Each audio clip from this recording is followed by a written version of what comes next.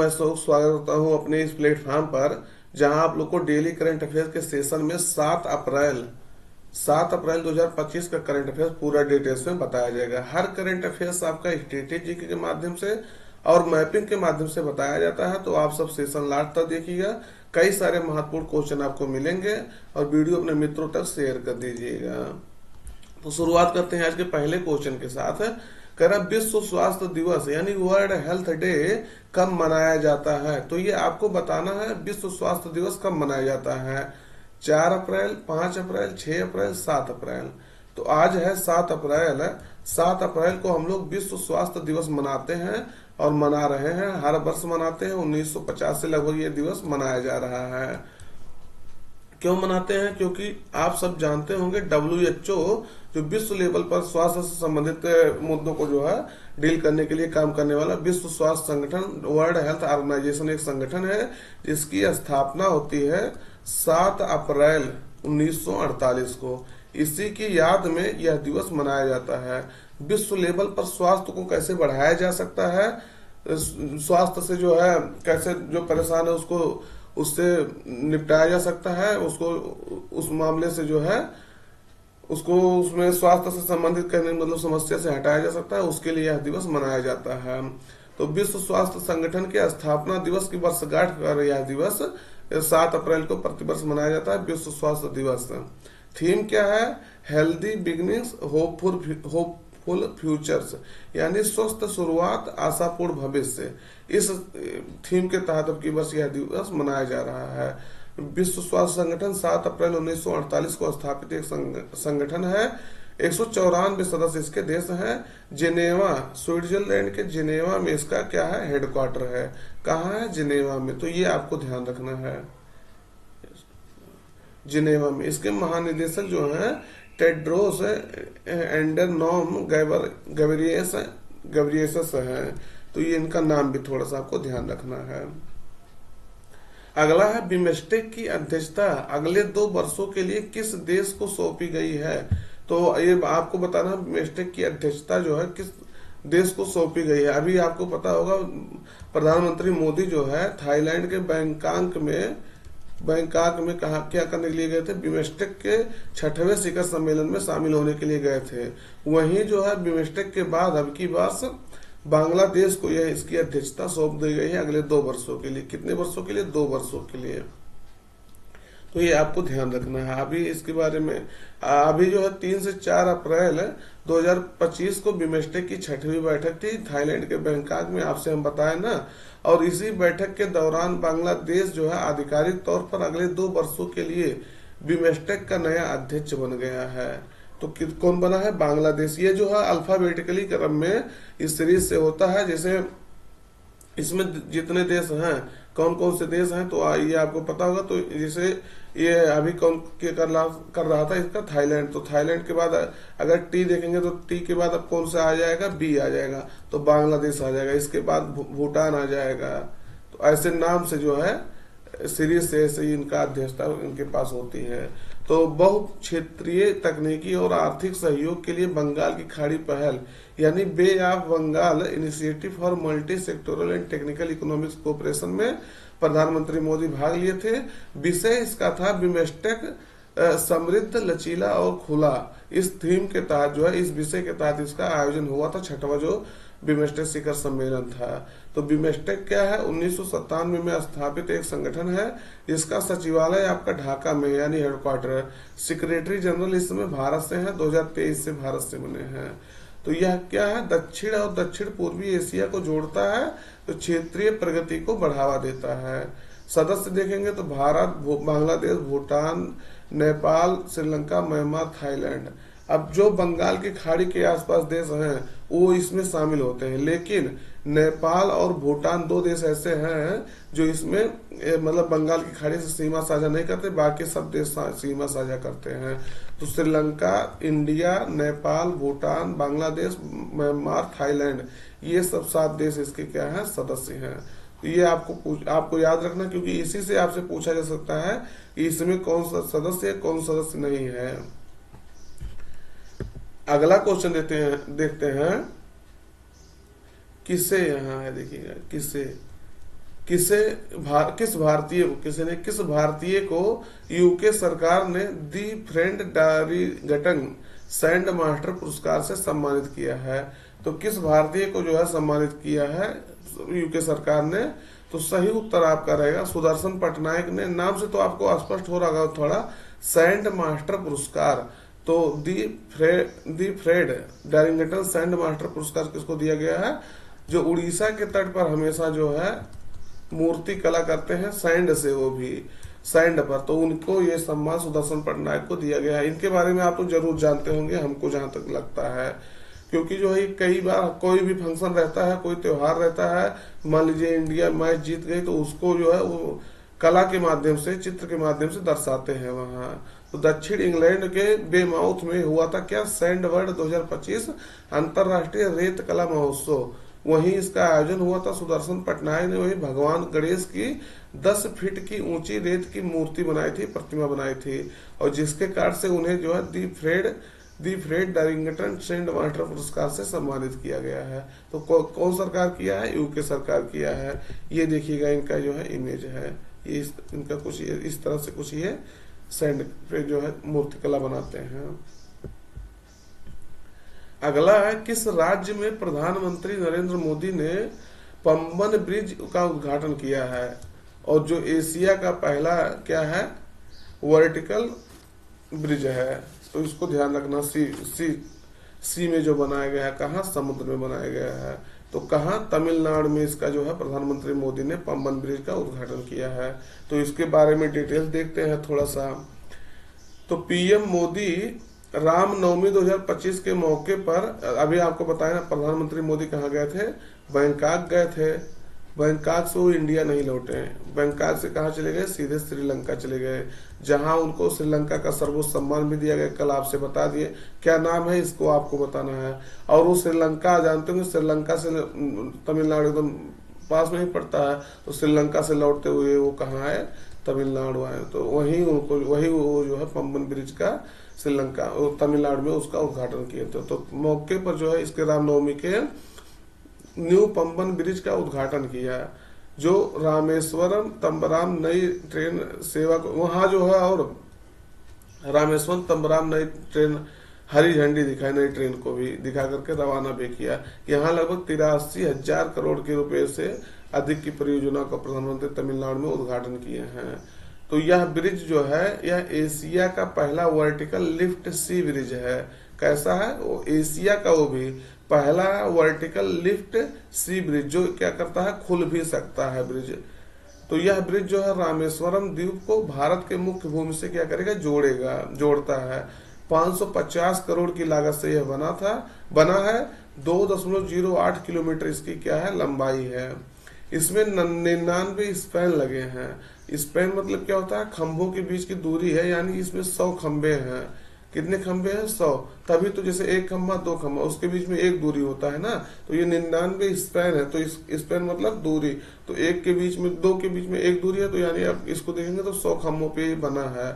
और इसका लिफ्टिंग हिस्सा जो है 72.5 मीटर लंबा है, जो 17 मीटर ऊंचाई तक क्या होता है? उठ सकता है। क्यों उठ सकता है? क्योंकि जो आपको पता होगा समुद्र में जो है बड़ी बड़ी जहाजें आती हैं, तो समुद्र में बड़ी बड़ी जहाजें आती हैं, तो उसको ज्यादा घूम के इधर उधर ना जाना पड़े, इसके लिए इसको जो है ऐसा बनाया गया जिससे ये उठ सके 17 मीटर ऊंचा तक है। तो इसको ध्यान रखना। अब इसका इमेज देखते हैं। ये देखिएगा, इस तरह से कुछ इमेज है। ये रेलवे वाला है और ये जो है रोड वाला है। तो इस ब्रिज का उद्घाटन किया गया है। देखेंगे यहाँ आपसी आ रही है ना पानी की, तो इसमें जो है देखेंगे इतना जो है कितना उठ गई 17 मीटर। तो इसको ध्यान रखना है। ये बहुत महत्वपूर्ण जो है आपका ब्रिज है। एशिया की पहली जो है वर्टिकल लिफ्ट सी ब्रिज बना है, तो इसके कारण से भी ये बहुत चर्चा में है। तो इस तरह से ये देखिएगा, रोड वाला ये भी ऊंचा है, अभी ये नीचे हो जाएगा। तो इस तरह से कुछ बना है ब्रिज। ये अगला क्वेश्चन है, समाचारों में रहे हर्ड और मैकडोनल्ड द्वीप किस महासागर में स्थित है? तो तो ये अभी ये न्यूज में चल रहे हैं ये दोनों द्वीप। तो क्यों जो है न्यूज में है अभी उसको भी बताएंगे। तो ये कहाँ है पहले ये आपको बताना है। हिंद महासागर में, अटलांटिक महासागर, प्रशांत महासागर, आर्कटिक महासागर। तो सही उत्तर आपका रहेगा इंडियन ओशन में ये जो है, वो भी इंडियन ओशन की कहा, दक्षिण महासागर में स्थित है, दक्षिण हिंद महासागर में। तो इसको ध्यान रखना है। अब क्यों न्यूज में है आपको पता होगा, यूएसए के राष्ट्रपति डोनाल्ड ट्रंप इस समय क्या हुए हैं, इनका दिमाग जो है थोड़ा, दिमाग नहीं कहेंगे सनकी हुए हो गए हैं, लेकिन ये जो है थोड़ा टैरिफ और इस में बहुत ज्यादा ध्यान दे रहे हैं। तो डोनाल्ड ट्रंप जो है ये टैरिफ हर कई देशों पर जो है लगाए, उसमें से भारत भी शामिल है। 26% जो है रेसिप्रोकल टैक्स जो है भारत पर लगाए हैं, और कहीं किसी देश पे कुछ लगाए, किसी देश पे कुछ लगाए। तो उसी के तहत जो है हट और मैकडोनल्ड द्वीपों से जो है आयात पर 10% टैरिफ इन्होंने जो है लगा दिया है। आयात मतलब जो कोई खरीदेगा अगर यूएसए का कोई व्यापारी, तो उस पर उसको जो है 10% टैरिफ देना होगा। अगर यहाँ हट और मैकडोनल्ड द्वीप से कोई आएगा, भले ही इन द्वीपों का अमेरिका में कोई ज्ञात निर्यात ना हो, लेकिन वो टैक्स रेसिप्रोकल टैक्स धर के ठोक दिए हैं बिना समझे बुझे। अब इसको क्या कहेंगे डोनाल्ड ट्रंप। डोनाल्ड ट्रंप चाचा ऐसे आदमी हैं, रात में सोए रहते हैं, सुबह उठते हैं ट्वीट कर देते हैं मैं इसके ऊपर ये जो है टैरिफ इम्पोज करूंगा। ये होती है इनकी जो है, जब ये आते हैं तो टैरिफ वगैरह ज्यादा, आप सब पिछली इनका कार्यकाल पता होगा, टैरिफ इनका जो है हमेशा ऐसे लगता है। तो यह द्वीप जो है ऑस्ट्रेलिया के साथ बाहरी द्वीपों में से एक है, और सीधे ऑस्ट्रेलिया सरकार द्वारा यह शासित होती है। किसके द्वारा शासित होती है? ऑस्ट्रेलिया। तब इसको न्यूज में आप देख लीजिए कहाँ है, ये आप देखेंगे मैकडोनाल्ड आइसलैंड है, और ये आपका जो है हड आइसलैंड है। साउथ ओशन में, साउदर्न ओशन में, इंडियन ओशन के। अगर और नहीं समझ में आ रहा है तो ये आपका क्या है? ऑस्ट्रेलिया है। तो यहाँ हर्ड और जो है मैकडोनाल्ड आइसलैंड है।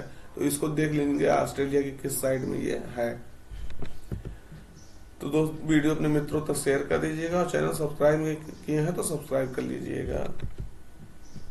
अगला है, किस देश की कंपनी के साथ मिल करके डीआरडीओ यानी डिफेंस रिसर्च डेवलपमेंट ऑर्गेनाइजेशन ने मध्यम दूरी की सतह से हवा में मार करने वाली मिसाइल विकसित की है? तो किस देश की कंपनी के साथ मिलकर के डीआरडीओ ने ये उपलब्धि हासिल की है? तो सही उत्तर आपका रहेगा इजराइल के साथ मिलकर के यह उपलब्धि हासिल की है।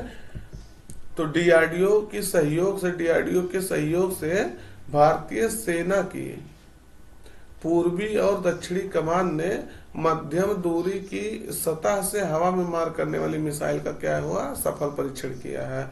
यह परीक्षण कहाँ हुआ? उड़ीसा के जो डॉक्टर एपीजे अब्दुल कलाम है वहां इसका परीक्षण किया गया है। इसे जो है इजराइल, भारत में इजराइल की कंपनी है इजराइल एरोस्पेस इंडस्ट्रीज, उसके साथ मिलकर के विकसित किया गया है। इसकी अगर रेंज देखेंगे 70 किलोमीटर इसकी क्या है? रेंज है। और भारत में इसका निर्माण जो है भारत डायनामिक्स लिमिटेड है, इसका निर्माण करेगी। 70 किलोमीटर तक ये कई लक्ष्यों को अपना भेज सकती है। तो यह मिसाइल जो है चाहे जहाज से या जमीन से कहीं से भी लॉन्च किया जा सकता है, जो कई लक्ष्य को एक साथ क्या कर सकती है? भेज सकती है, उसको जो है टारगेट निशाना बना सकती है। इसलिए इसको लॉन्च किया गया है। किसके? इजराइल की कंपनी है, उसके सहयोग से इसको लॉन्च किया गया है। अगला है, किस राज्य के अमल साध चीकू को जीआई टैग दिया गया है? जीआई टैग मतलब जियोग्राफिकल इंडिकेशन, भौगोलिक संकेतक दिया गया है। तो ये कहाँ का है? तो गुजरात का जो है ये अमल साध चीकू है, उसको जीआई टैग दिया गया है। दक्षिण गुजरात के अमल साध चीकू को जीआई टैग दिया गया है। अभी एक जीआई टैग और आपको दिया गया था, इसको दिया गया था अहमदाबाद के सौदागरी ब्लॉक प्रिंट को, तो वो भी आपका न्यूज में था, पढ़ाए थे। तो यह गुजरात का जो है चौथा जीआई प्रमाणित खाद्य पदार्थ है। और अभी हाल ही में अहमदाबाद के सौदागरी ब्लॉक प्रिंट को आपको बताया ना, जीआई टैग दिया गया था, जियोग्राफिकल इंडिकेशन दिया गया था। अब जीआई टैग क्या है? ये एक बौद्धिक संपदा लेबल है जो किसी उत्पाद की उत्पत्ति और उसकी गुणवत्ता को उसके भौगोलिक स्रोत के आधार पर, मतलब वो कहाँ से उसका उत्पत्ति होती है, कहाँ ज्यादा वो मिलता है, उसके आधार पर उसको प्रमाणित किया जाता है। 1999 में एक एक्ट आया था, वस्तुओं के भौगोलिक संकेतक पंजीकरण और संरक्षण अधिनियम, यानी कह सकते हैं जीआई टैग एक्ट आया था। कब? 1999 में, जिसके तहत 2003 से इसको दिया जाने लगा। और 2004 में पश्चिम बंगाल के दार्जिलिंग टी को, किसको, दार्जिलिंग टी को पहला जीआई टैग दिया गया था। और जीआई टैग 10 वर्षों के लिए दिया जाता है। अगर 10 वर्ष किसी वस्तु का पूरा हो जाता है तो उसको फिर से रिन्यू कर दिया जाता है। तो वाणिज्य एवं उद्योग मंत्रालय के उद्योग संवर्धन एवं आंतरिक व्यापार विभाग द्वारा इसको जो है रजिस्ट्री की जाती है, भौगोलिक संकेतक रजिस्ट्री इसका किया जाता है। और आपको हम इसके बारे में सब बता ही दिए। सबसे ज्यादा जीआई टैग लगभग आपके कहाँ है, उत्तर प्रदेश में, सेकंड पे आपके तमिलनाडु में है। ये भी थोड़ा सा आपको ध्यान रखना है। ये आपका है अमलसाद चीकू। अगला है रवि कुमार का निधन हो गया है, तो वो किस कार्य के लिए प्रसिद्ध थे? तो वो अभिनेता थे, साउथ के अभिनेता थे। तो उनका अभी हाल ही में देहांत हो गया है। तो मलयालम और तमिल फिल्मों के प्रसिद्ध अभिनेता थे रवि कुमार। इनका 71 वर्ष की उम्र में क्या हो गया है, निधन हो गया है। ये है आपके रवि कुमार। तो ध्यान रखना, इनका ये थोड़ा यंग का इमेज है, ये अभी बूढ़े हो गए थे तब का इमेज है। अगला है किस राज्य सरकार ने राज्य किसान सुविधा ऐप लॉन्च की है? तो किस राज्य सरकार ने ये सुविधा ऐप लॉन्च की है? नाम से पता चल रहा है कि राज्य किसान सुविधा ऐप, लेकिन यहाँ एक अक्षर गलत है, ये राज्य नहीं है, राज्य है, राज्य किसान सुविधा ऐप। तो राजस्थान ने जो है, कहने मतलब ये राज्य ने, राज्य को पूरा हटा करके इसको रख दिया है। तो राज्य किसान सुविधा ऐप लॉन्च किया है राजस्थान सरकार ने।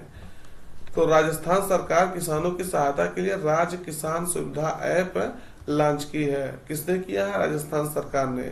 इसका लाभ क्या होगा इससे? तो किसानों को जो सरकारी योजनाएं होती है, सब्सिडी और अन्य कृषि संबंधी जानकारी इससे प्राप्त हो सकेगी इस ऐप के माध्यम से। राजस्थान के बारे में चर्चा है, तो राजस्थान के मुख्यमंत्री जो है भजन लाल शर्मा है। जानते हो कि बीजेपी की सरकार यहाँ है वर्तमान में। हरिभाऊ बागड़े इस यहाँ के क्या है, गवर्नर है, यहाँ के राज्यपाल हैं।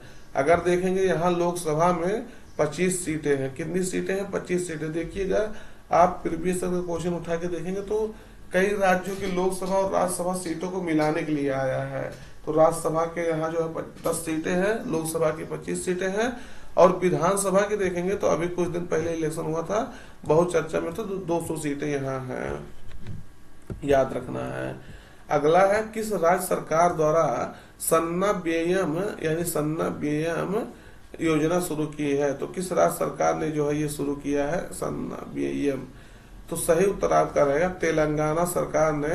तेलंगाना की सरकार जो जिसके मुख्यमंत्री कौन है, रेवंत रेड्डी, उन्होंने इस योजना को शुरू किया है। तो तेलंगाना सरकार ने सन्ना व्ययम योजना शुरू किया गया। सन्ना व्ययम मतलब होता फाइन राइस, मतलब बहुत अच्छा किस्म का राइस होता है। तो इसका उद्देश्य यही है कि राज्य के जो गरीब नागरिक हैं, जो गरीब जो लोग हैं, उनको मुफ्त में, फ्री में उच्च गुणवत्ता वाला चावल उपलब्ध कराना है। तो क्या करना है इसका, उच्च गुणवत्ता वाला इनको चावल उपलब्ध कराना है।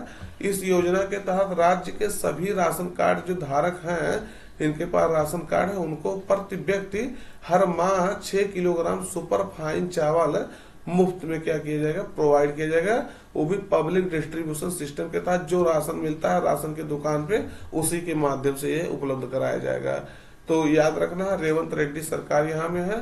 अभी ये चर्चा में यहाँ तेलंगाना बहुत था, जब जंगल में 30-40 जेसीबी लगा करके, बुलडोजर लगा करके जंगल को साफ कराया जा रहा था। वहां जो है कुछ काम हो रहा था, इसके कारण से कई बहुत यहाँ का चर्चा हुआ। और हालांकि वहां के हैदराबाद के यूनिवर्सिटी के छात्रों ने बहुत विरोध किया।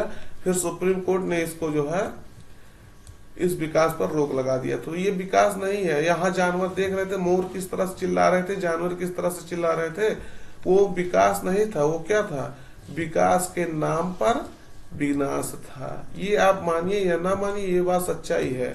जितना आप विकास के नाम पे खर्च नहीं करेंगे, उससे पता नहीं कितना गुना आपको जो है इन्वायरमेंट उसका नुकसान कर देगी। तो ये आपको यानी जंगल वगैरह को काट के, जो कोई जरूरी नहीं है कि जंगल से ही कुछ चीजें निकालिए, कहीं दूसरे जगह से निकाल दीजिए। तो लोकसभा में 17 सीट है, यहाँ 7 सीट जो आपका राज्यसभा में है। विधानसभा में 119 यानी 119 सीट यहाँ है। 2014 में आपको पता होगा ये आंध्रा से अलग होकर तेलंगाना राज्य बना था। तो वीडियो अपने मित्रों तक शेयर कर दीजिएगा, चैनल सब्सक्राइब कर लीजिएगा, और मिलते हैं नए सेशन में। तब तक अपना पढ़ाई जारी रखिएगा। Till then take